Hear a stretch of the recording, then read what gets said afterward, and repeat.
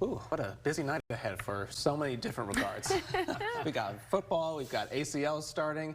I would imagine, Tommy, that a lot of people are saying, hey, what's the weather forecast going to be for all of that? Yeah. You know, for the Longhorns, obviously, the humidity and showers in Gainesville, Florida, closer to home with football games, I'm sure, like at the high school level, other colleges around. It's going to be hot, very dry, so it's always, you know, so important to drink your water and wear sunscreen throughout the day because that UV index is also going to be high. Well, here's our West Shore home camera positioned on top of the KXAN studio skyline, nice and pretty with blue sky continuing to be the name of the game through the week. Not a lot of cloud cover we've had recently. Temperature-wise, 80s across the board. Williamson down toward Hayes, 90 in Driftwood. Manchaca, 89, 87 in Austin. Round Rock in Georgetown.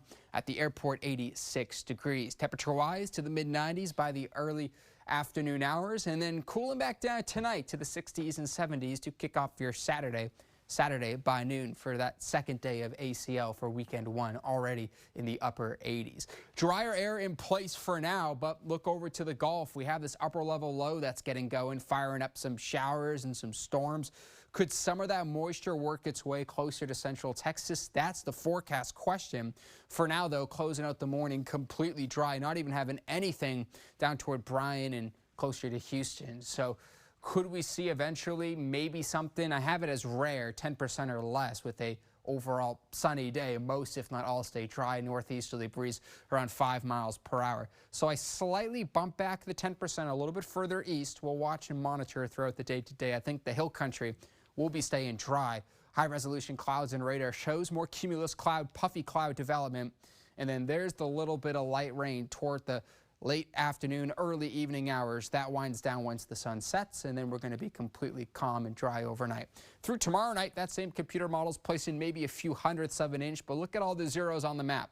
Should stay like that. That's why we have just the 10%.